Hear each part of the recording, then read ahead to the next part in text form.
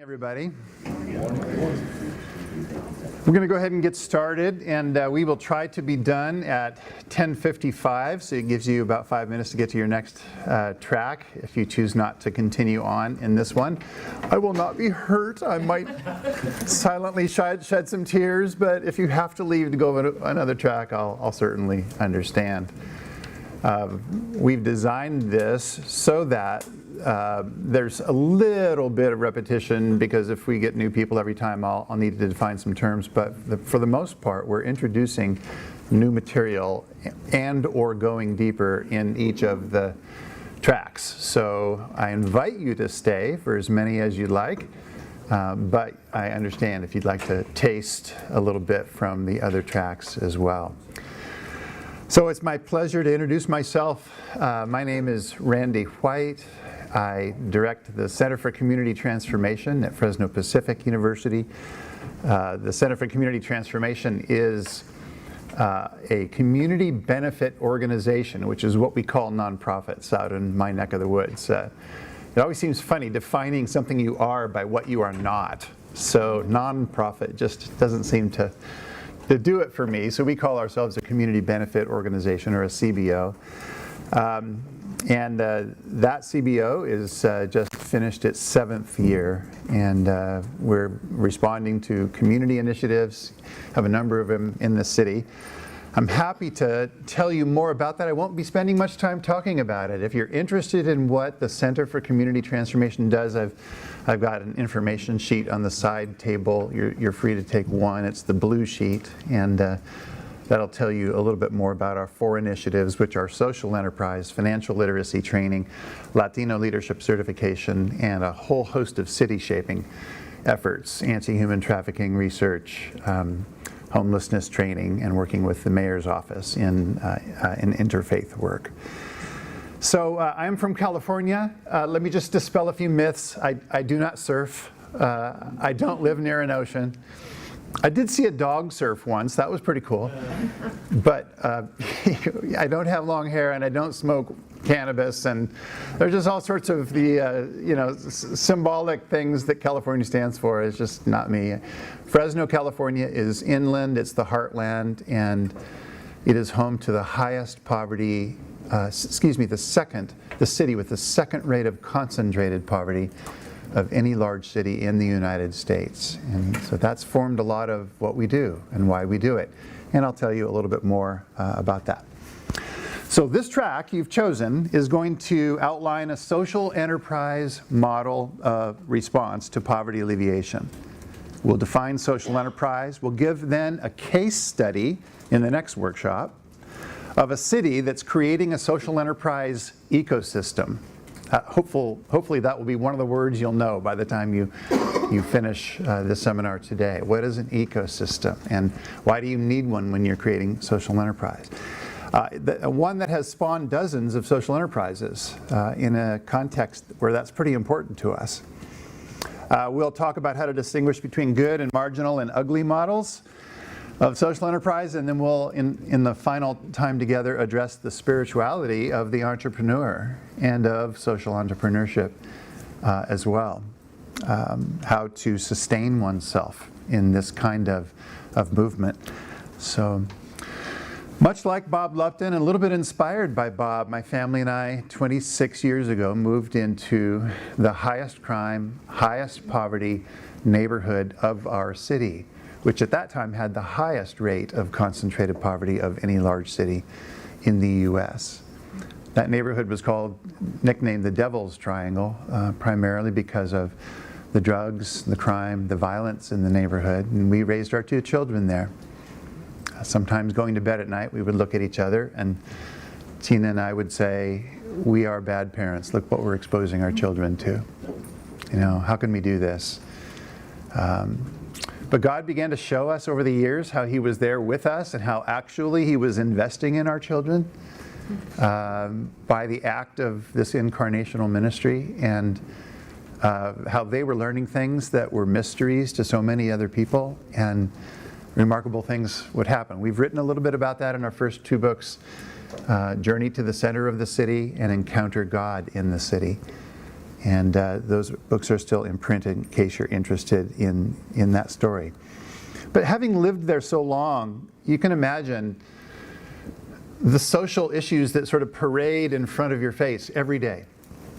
The things that we saw, the homelessness, the fatherlessness, the substandard housing, the unemployment for formerly incarcerated men, the violence, driving at night, the women who would step out of the shadows just at the right moment, you name it.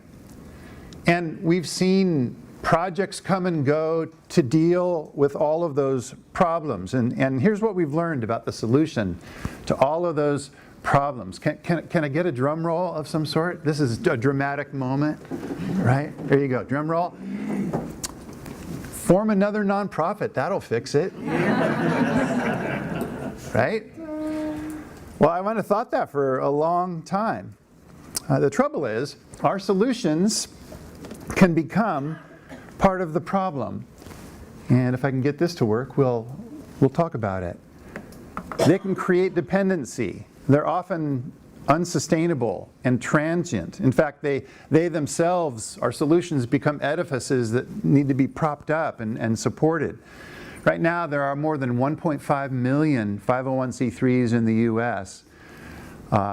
It's growing 10 times faster as a sector than for-profit entities are. In California, there are 144,000 501c3s alone. It's our state's fourth largest industry. And many of the nonprofits, they operate sort of, there is a Machiavellian principle of nonprofit leadership, right? What was Machiavelli famous for? First rule of power is to stay in power. Machiavellian rule of 501c3s is keep the lights on, keep the fundraising machine rolling, make ourselves indispensable.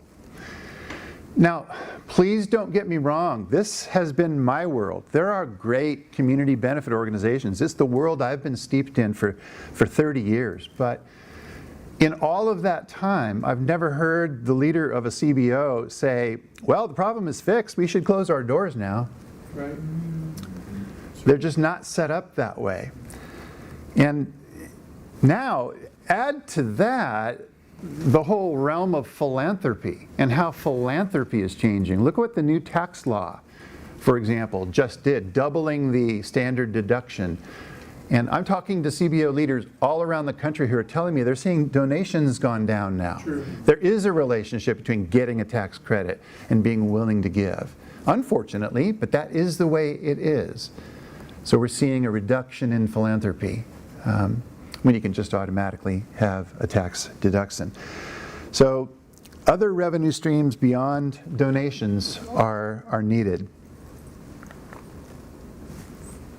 Is there another way, is what we're asking ourselves. We're always going to need community benefit organizations. The best of them serve a really important role. But there's another way, and that way is social entrepreneurship. It's a way of solving community problems by the involvement of people in the community. Community people solving community problems through business. Could entrepreneurship be applied to the common good? What is an entrepreneur? I think we have an inflated understanding of entrepreneurship. We celebrate, we have celebrity entrepreneurs. You could name a lot of them. We'll practice that a little bit later. But the word entrepreneur is just a French word. It simply means one who takes on a project. One who takes on a project. So what is that project then? And what is a social entrepreneur? According to writer and entrepreneur Greg Dees, it's one who takes on the mission of creating and sustaining social value through innovative enterprise, bold action, with transparency and accountability to the social fabric and to the planet. The way Steve Elkington puts it is people, planet, profit. Easy to remember. By the way, all of these PowerPoints will be available to you if you write True Charity, and they'll just forward them along. So that preserves you from having to write too fast. So we know a social entrepreneur is one whose project has a social dimension. And I'm coming from a faith tradition. I believe there's a faith perspective here that would be helpful in defining that project that we're taking on. And so let's talk about that a little bit. Uh-oh. There we go. What is that project? The project is shalom. That's the mission. This is an amazing word. Shalom is a Hebrew word, and there is no single English equivalent word for it. It takes at least 5 different English words to encompass what's meant by the biblical word shalom. It means peace. It means security. It means abundance and prosperity. It means reconciliation. It means both the absence of war and the presence of human flourishing. These are all concepts that are bound up. Perry Yoder, a linguist, took a look at every single use of the word shalom in the scriptures, and he found that it falls basically in one of 3 categories. His essential definition is, shalom means making things the way they ought to be, the way they were designed to be. I love that because it's so simple, isn't it? Other theologians, Greg Woltersdorf, Nicholas Woltersdorf, and others whom I'm not remembering right now use the word flourishing to describe the relationship between us and God, us and others, us and ourselves, and us and our context, our environment. But Yoder's definition is so simple. It is making things the way they ought to be. But not just making things the way they ought to be, making things the way they ought to be in people, that they should be upright, that they should be true, not people of the lie, that there should be dignity. This is something that Bob was talking about this morning. Right? The human person. People have what we call agency in the social sciences. They have agency and volition to honor that and not to degrade that. But it also means making things the way they ought to be for people, that there ought to be abundance, there ought to be a place to live, there ought to be things to eat, there ought to be security from threats, protection, safety, calmness. And then finally, Yoder says, shalom means making things the way they ought to be between people. Friendship rather than war. Reconciliation rather than enmity. This is the great project of social enterprise. This is the mission. This is what our eye has to be on when our eye is on the prize. Shalom. And wherever shalom is being vandalized in your neighborhood, in your community, this is a candidate for social enterprise. That issue is a candidate for social enterprise. Why do I have this guy up here? This is a little red-haired kid named Jeremy. Showed up, one summer at the Fresno Area Community Enterprises after-school program at North Fresno Church in Fresno, California. Just soaking up male relationships, bonding with the leaders, Pastor Lauren. One day he brings this larger guy in, and he says, Pastor Lauren, this is my dad. He just got out of jail. And the older man introduces himself to Lauren. He says, hey, Pastor, can you maybe help me find a job or something? Well, they had just formed Rock Pile Yard Service for men who were getting out of prison. And so the father, whose name happened to be Jeremy also, by the way, went to work at Rock Pile Yard Service. Worked for a couple of weeks, time to get his first paycheck, but he didn't have a bank. He had never been banked. So Pastor Lauren took him to the bank, and so now suddenly there's more capacity in his life. Now he knows what a bank is for. He has an actual account at a bank, and now he's got money in the bank. 2 days later, a much older man comes in, not in the picture, and he comes up and says, where's this Pastor Lauren? So they find Pastor Lauren, and the man comes up to him and says, what's going on here? And Pastor Lauren says, well, what do you mean? And he says, my son Jeremy just got out of prison, and now he's got a job and a bank account and money in the... What's going on here? Suddenly you had 3 generations coming to church together. He says, every time my son's come out of prison before, he's been back in within 3 days. But everything's different right now. It was the presence of a mechanism to onboard somebody that never found a way to fit. And now not only are those 3 lives being repaired, but now the state just saved $70,000 because that's the cost of incarceration in California per year. Imagine that story repeated hundreds of times. The economic impact alone, not to mention the social impact, is remarkable just from one story. So what is a social enterprise? These social businesses are set up to accomplish a common good objective, and they don't have to be huge or scalable. The women you see here are teenagers involved in a ministry in Montreal. Most of the examples I'm going to give you today are from my own city. I love this one because it was one of the earliest ones we met that convinced me that small is beautiful. That any church, any community benefit organization could accomplish some aspect of social enterprise, right? Not everything has to be scalable. I know in America it's all go big or go home, but I'm sorry, the kingdom of God is made up of a million points of beautiful light and hope. The girls in this picture are part of a youth group in Montreal, and their leader is in there with them as well. Small businesses make up 80% of the American economy, and small social enterprises can make a really big difference. This is called Chaco Hachma in Montreal. Christian Direction is the community benefit organization, and their leader, working with kids in the neighborhood, realized these kids have no concept of what money is. They don't know where it comes from. They don't know how you earn it. They're part of this a welfare system that is not working and that's removing any chance of them learning the system. So she thought, I should teach like a class or something. But that was just not going to be helpful for these young girls in the community. So she said, what if we just started a little business? So she ordered some chocolate molds from the internet. And she got them, and they were pretty cool, but she didn't know how to make chocolate. So the girls got together from the youth group, and she says, hey, I have these chocolate molds. Do you think we can make chocolate? And so they started experimenting, learning the difference between regular chocolate and gourmet chocolate. But then while they were doing that, they also had to learn about hygiene. How do you wash your hands first, right? And they thought, we got all this chocolate, we could sell this, but how would we sell it?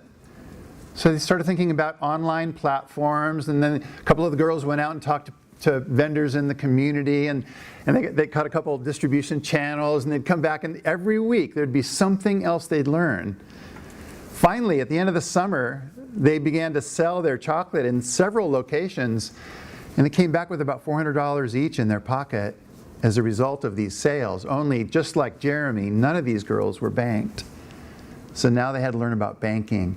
Now they had to learn about accounting. Now they had to learn about, cost of goods sold and the price of the materials and how much of that $400 was really profit, right? Think of all the learning points along the way that they went through in having to learn just having a little tiny business. That is a remarkable learning process, and every aspect of that process led to this growth of agency in the lives of these girls. Now they know how the system works. Now they know how to get connected to those financial systems. A social enterprise is a self-sustaining business organized around creating and measuring positive economic, social, and environmental impact, solving community problems through non-charity means. And what we're going for in almost all of these enterprises is this chain of learning that takes place. So we found through Alex Nichols of the Skoll Institute in Oxford that, and this bears out in our experience in Fresno, that most social enterprises fall in one of 3 categories. These are the categories of embedded models, external models, and what might be called an integrated model. So an embedded model of an enterprise is a model where the activity of the business is the mission. Community music school in Fresno, A professor at the university found out that there are a lot of schools in poor neighborhoods that didn't have the money for music programs in the schools. And so he created a system where he had master's students and others with composition and instrumental skill teach classes for poor kids, and the program began to grow. And it turns out they found that sometimes they could charge the kids on a sliding scale, and they seemed to value the lessons more when they charged them. But then they also found out that school districts became clients, sending schools to get this kind of training. That was pretty cool too. So like sort of two customer levels in this school. But you think about it, what are they doing? They're teaching a kid to play the violin. They're teaching a kid to play the trumpet. The activity itself is the mission. The transfer of knowledge of that skill and the growth of that skill, that is the mission. And that's why they call this an embedded model of social enterprise. It has a revenue model. It is a revenue model. But the activity itself is the mission. So Nichols goes on to describe a second variety, and that might be, you see Lana coffee up here. This is an external model where the activity itself could be anything. They're selling coffee, but it could be widgets. It could be popcorn. Because the product or the service is not the mission. This is a company that buys green beans from farmers in Thailand that used to grow opium, and they've now convinced them to grow coffee. Then they roast the beans in Fresno and sell them, but the company is organized around the one goal of devoting 30% of their profits that will go back to Thailand to dig clean water wells for these farming communities so they can diversify their products. That's a virtuous circle right there. So the farmers are winning because they're getting the coffee beans purchased from them at a fair price, and then profits are returning to help community projects as well. That's that virtuous circle. So that's an external model because they're just really returning the money, but the whole company is organized around that. That's what makes them more than just like a tithing company or a Christian who owns a company who wants to give a certain percentage of his profits. This company is organized around that. When you walk into Lana Coffee, you see the hill tribes of Thailand, you see the water projects. You clearly know their tagline is great coffee, great mission. A water well with every cup. You know, that's the idea. So external model is a good second kind of model. And then finally, the integrated model, where the activity of the business overlaps the mission. So rock pile landscaping with Jeremy, that's a good example, where they're delivering water-wise landscaping, which helps the environment, because in California, this is the land of drought, and we need to convert these lawns to something that doesn't use as much water, and that's their specialty. So the product itself is sort of mission, but it's the activity of working with the men to deliver that product that is their real focus and their real mission. And that's why we call this an integrated model as well. In the Good, Bad, and Ugly workshop that we're going to do a little later this morning or today, we're going to look at the strengths and the limitations of these three models. Like, what do they have to offer, and what are their pitfalls that we've learned as we've gone down this road together. Well, it's at this point, again, that I think faith makes its contribution.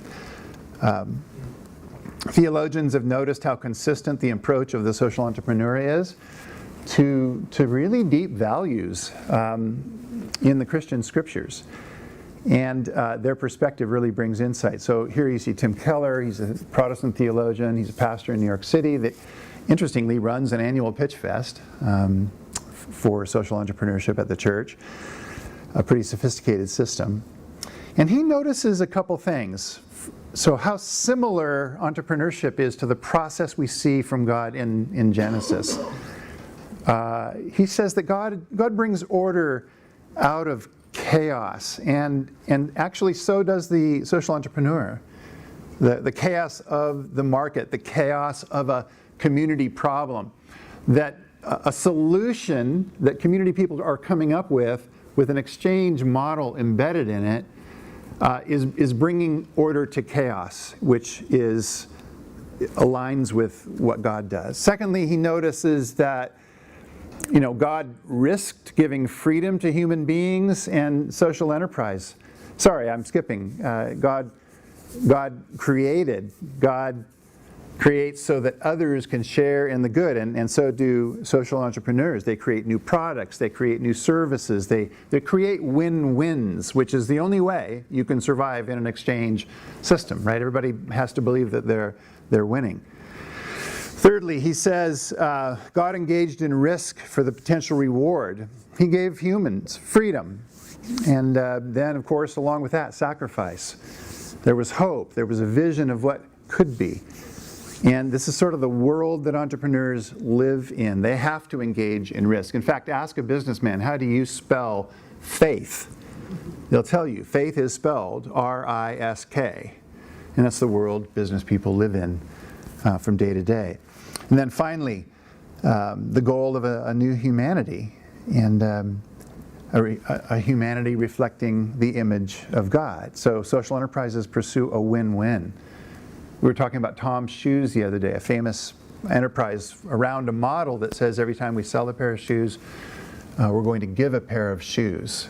Because their vision of humanity is, you know what, it's probably better to wear shoes. And they're going to help make that happen. Now, if you take a deeper dive into Tom's, there are other problems. It's like, what happened to the shoe sellers in the country they're donating all those shoes to? So it's like the law of unintended consequences, right? So every model has a difficulty. But it's that vision of a humanity that I'm trying to help us focus on right here. That what Keller says is that all of these things, especially when it comes to social enterprise, those activities tend to align with God's ways, the way God does stuff. And that's kind of cool when you think about that. It's not what average people hear in the pew on Sunday morning often, right? That your business stuff during the week is the stuff of God. Yeah. I love the church. I'm a member of the church. I've been in the church all my adult life. But the last two sermons I heard, the pastors were telling stories from their seminary days as illustrations in the sermon. And I thought, does anyone in this room have that experience or relate to that experience you're sharing out of your seminary days? We just don't often have the language to include the business world as the playground of God, the creation of God to do new things. And that's what we're trying to explore a little bit. So Tim Keller gives us one view, but there's another view as well that I find helpful from Karl Rahner, a Catholic theologian. There's another angle. He sees constancy between the social entrepreneur and aspects of who God is, not just what God does, but God's very Trinitarian identity. He sees the Father's providential mission. And that word providence is interesting. It's made up of two Latin roots, pro and vide. Pro means ahead. Vide is to look. So to look ahead. Social entrepreneurs have to look ahead at the market, at the needs, anticipate, and create around that. They plan around that. He says we look at the Son's self-sacrifice, and certainly social enterprise leaders risk. They delay gratification so that they can, use the money in the way that'll build the business so that it'll solve the problem, because their eye is always on that prize and they're willing to sacrifice to get there, just like the Son. And then he says the Spirit's creativity. Social enterprises use the gift of innovation and craft. So I'm helped by that. We have, these theologians, but then we also have history that helps us understand social enterprise. If the theology is too abstract for you, look to St. Basil. There are a lot of examples throughout history of people of faith employing the basic tenets of social enterprise to address community problem. Social enterprise is by no means new. It's not a novel invention of the 20th century or 21st century. St. Basil in the 4th century was the son of wealthy parents. When he converted to the Christian faith, he began to give away his wealth in Cappadocia in modern Turkey. But he soon realized there would be nothing left of the money, and the needs would still be there. So he changed his tactics. And he launched an enterprise model, training his monks in blacksmithing, carpentry, and other trades to launch and support hospitals, orphanages, rehab centers for women trapped in prostitution, and other models. These were self-sustaining, revenue-generating activities, and therefore they lived on. Some say they're really the seeds of modern denominational hospitals that use similar models.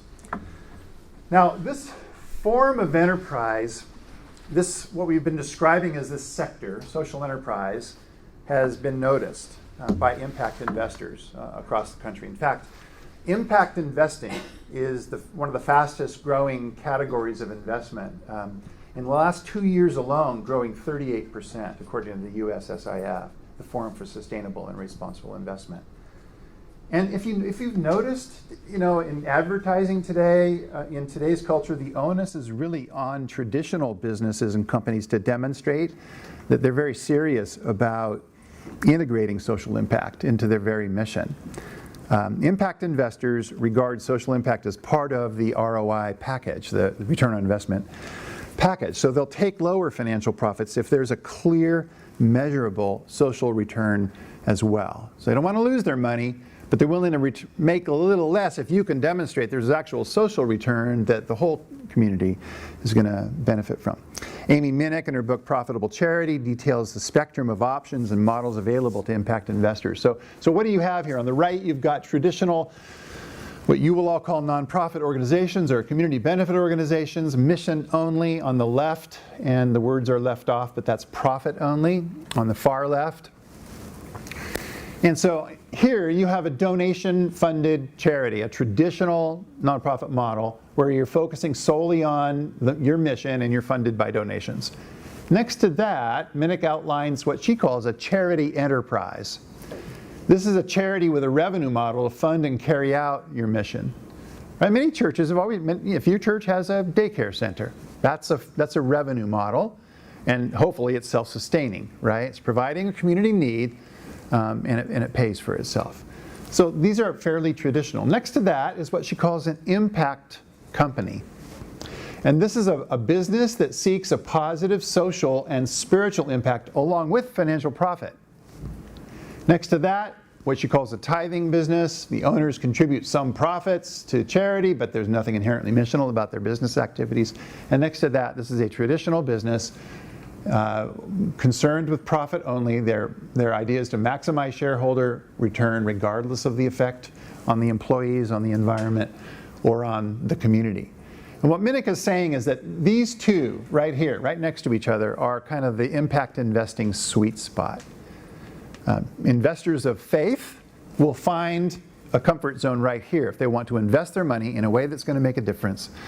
And so this is 101 level understanding, folks, but this is language that we have to acquire. If you're a congregation or a faith-based organization that wants to have a social impact but in a sustainable way, you got to learn this language. You got to learn this language because this is what an investor will want to know about how you're organized and what your philosophy is. And this is her book on the right-hand side, called The Profitable Charity, and on the left-hand side, The Social Entrepreneur, which covers in much more general terms, and we can get these notes to you as well. Why do I care about this? I care about this because I live in the city with the second highest rate of concentrated poverty of any large city in the U.S., according to the Brookings Institute. What's number one? McAllen, Texas is number one. I care about this because every day 100,000 children in my city wake up in poverty every day. This is not an abstract figure. These are my neighbors. Yeah. Every day, waking up, living under the poverty line, with all the vices and vulnerabilities that surround poverty.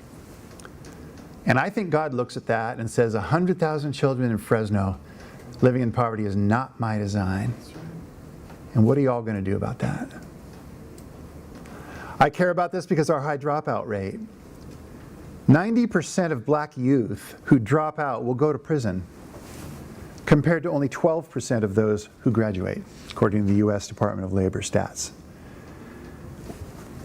45 concentrated poverty communities, 10% unemployment, double, triple the national average sometimes.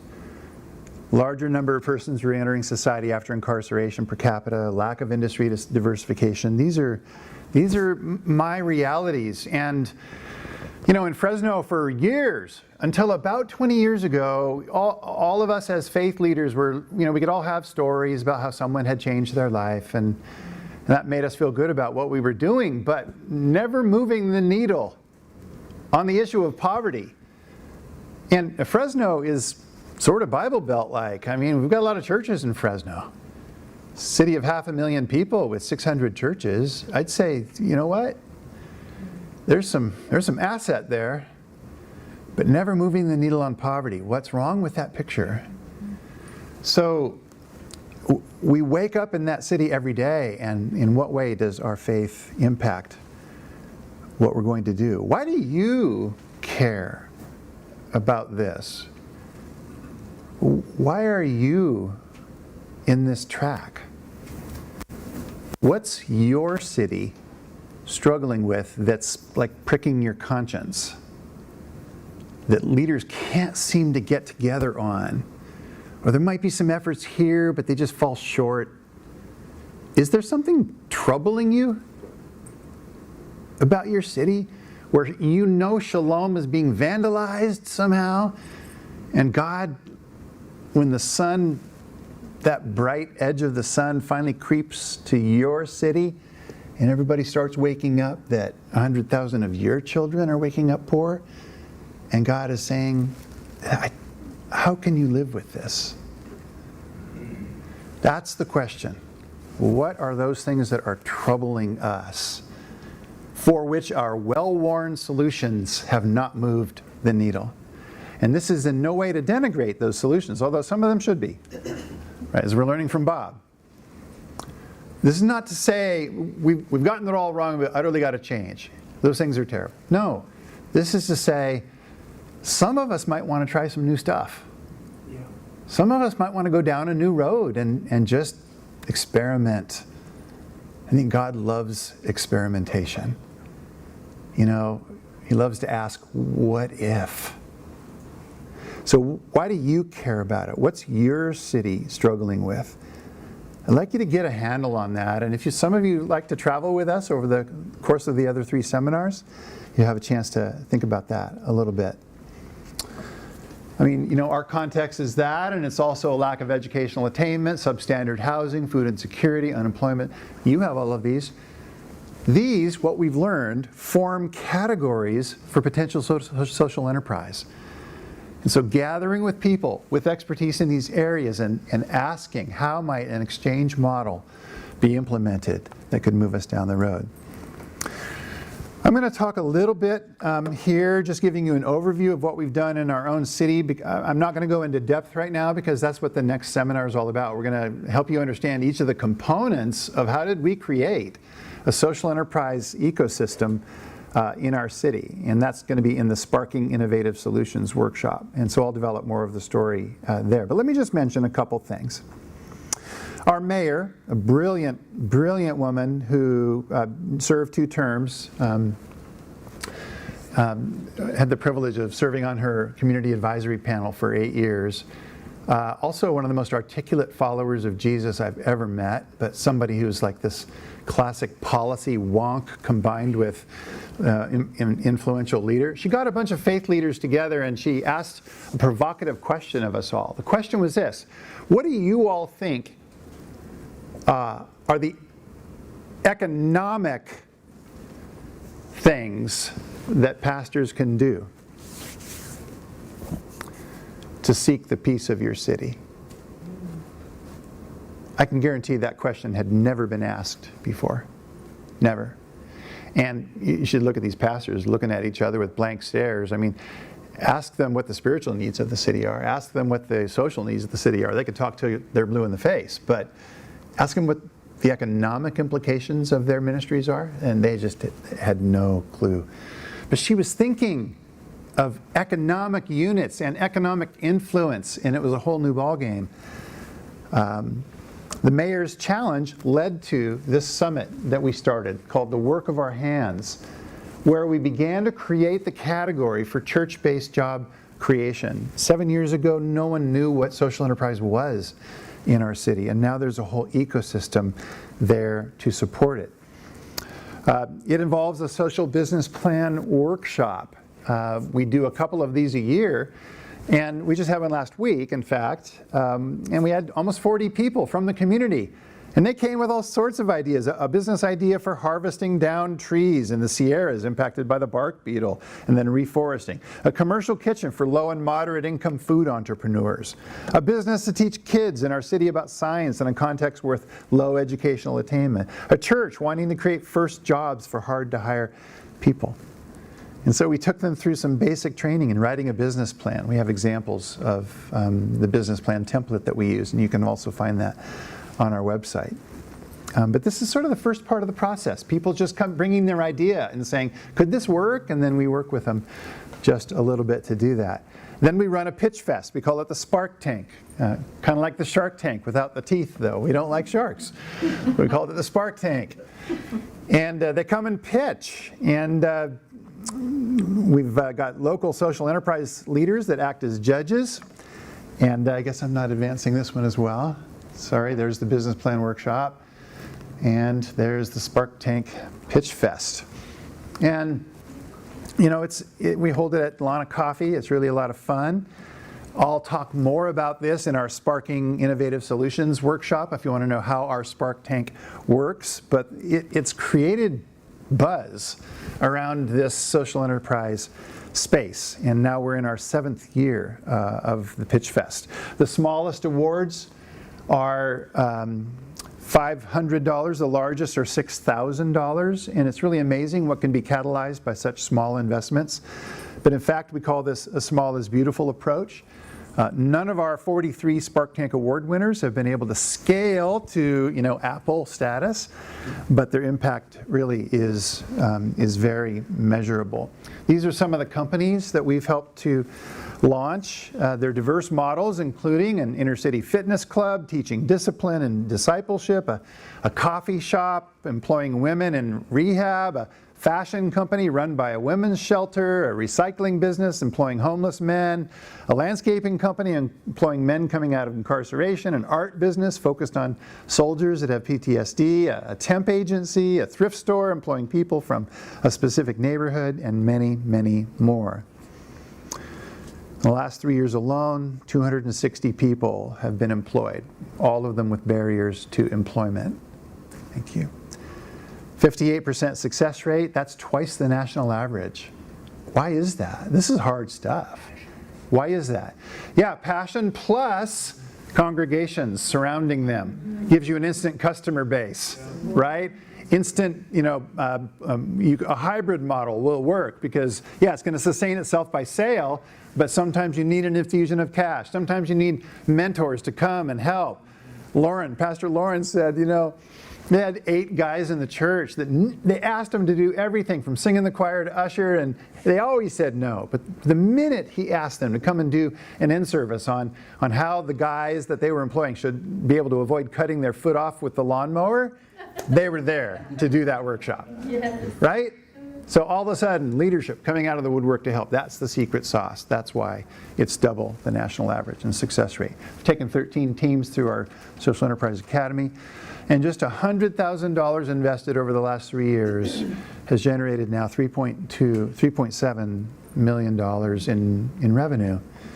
Now that's a drop in the bucket in terms of Fresno's economy. But the residual effect of that 3.7 is actually quite remarkable. That rotates over and over again in our city.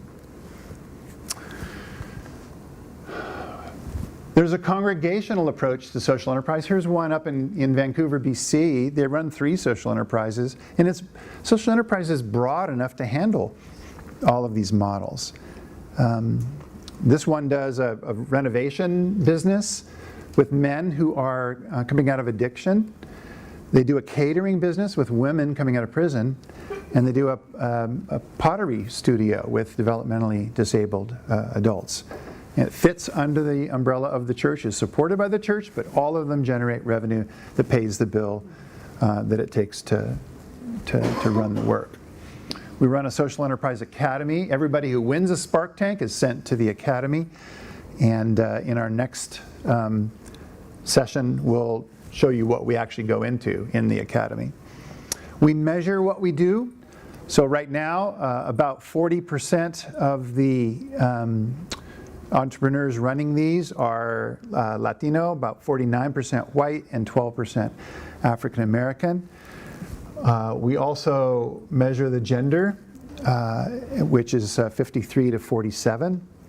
And we also measure the sustainability of these over the years, because we've chosen a posture that says if you can't measure it, it's not real. So often, if we're able to tell an anecdotal story, that's enough for us, and it's not enough when you're trying to do businesses like this. So as you can see, results and sustainability are not guaranteed. Even a traditional business is hard. Social enterprise adds a layer of complexity. But our social enterprises are still outperforming national small business success rates by 2 to 1, and we've talked a little bit about that.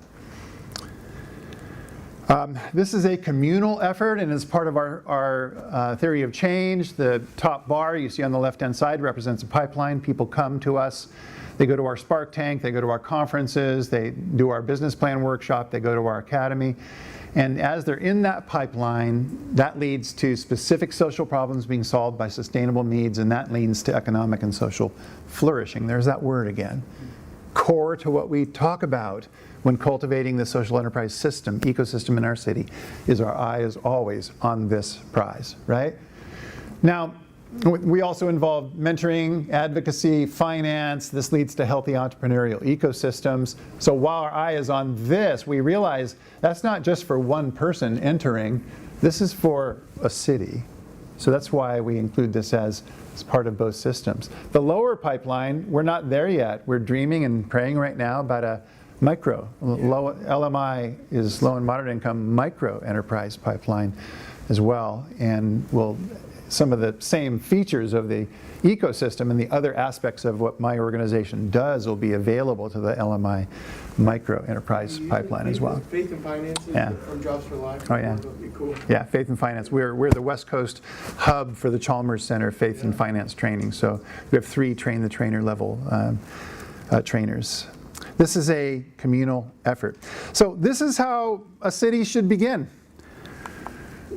With these questions: what community problem do we want to solve? Where is Shalom being vandalized? Where are current efforts falling short? And if we had a ton of time, I would take you through that. I would have you break up in groups and actually brainstorm with each other over all of these things. There's one system called effectuation that summarizes how we get started these days in starting a business. It's not like it used to be, where you have to go to the bank, get a loan, set up a bricks and mortar store, hope that the thing you designed would, somebody would want, and they'd come and buy it. You open your door and you sit there and wait. It's not like that anymore.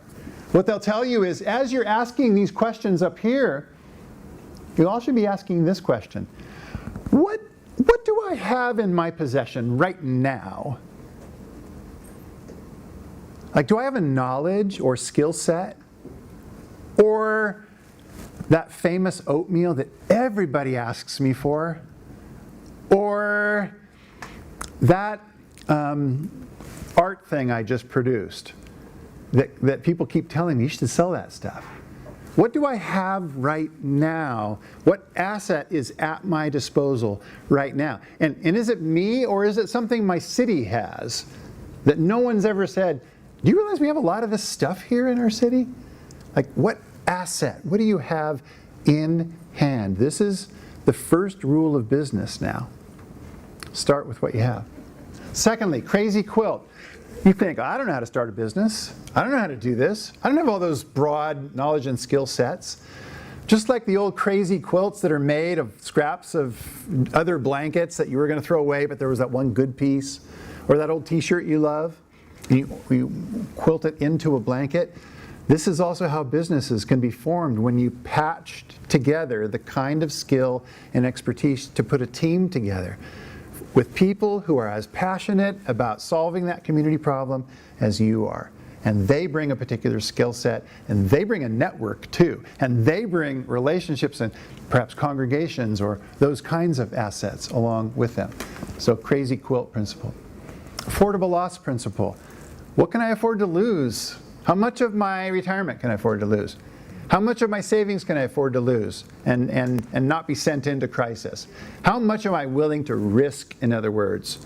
If I lose every bit of that amount, I could still recover. It'll be okay, but I'm going to risk that much. And then the lemonade principle. That you thought you were going to sell this and you put all your eggs in that basket, and it turns out nobody wanted that thing, but you learned something really valuable, and now you took that lemon and you're going to make it into lemonade, and that's going to be something else you're going to be able to do. So I'm giving these to you because if you're wondering, like, I don't know if I could ever do something like this, or I don't know if my church could ever do something like this, or if we could ever create an ecosystem in our city that could accomplish some of this, I don't know if I could. This stuff is actually quite simple. And the real question is, how much do you believe shalom is possible? If you believe shalom is possible, and that's center to what God wants for your community, you'll be able to go through these kinds of things.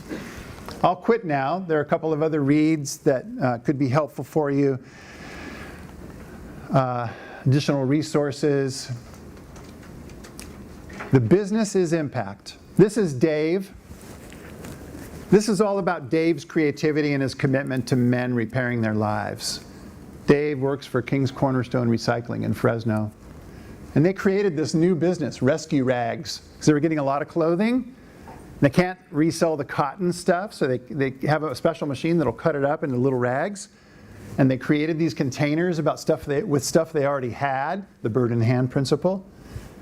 And now they're selling rescue rags to auto shops. It's stuffed full of clean rags made of t-shirts and other shirts, right? Just recycled materials. They get a lot of cardboard, so it all works. Why? Because Dave loves helping men repair their lives. Or Ilona, her business is impact. She runs MCC Thrift on Blackstone, and you can see how creative she is. This is the window store display. She does this because she believes in the Robinson neighborhood and the residents who live there and their need for jobs. And that is her passion and mission. So she got a whole bunch of volunteers from North Fresno Church. And this is a boutique thrift store. This is like upscale, folks. You walk in there, you don't know you're walking in a thrift store. Like Bob was saying, it smells good, it looks good. Window displays that are beautiful like this. And this is both passion and the resource and skill sets of a lot of people making this happen. This is what social enterprise is all about. Next workshop, we'll go a little bit deeper about the models and how they might work. After that, we'll look at the good, the bad, the ugly. And after that, we'll finish by looking at those things that are there to help you sustain and support yourself spiritually in this process. Thank you very much. Encourage you to send some questions into Slido. And hopefully we'll be able to spend time answering them at the final panel. All right?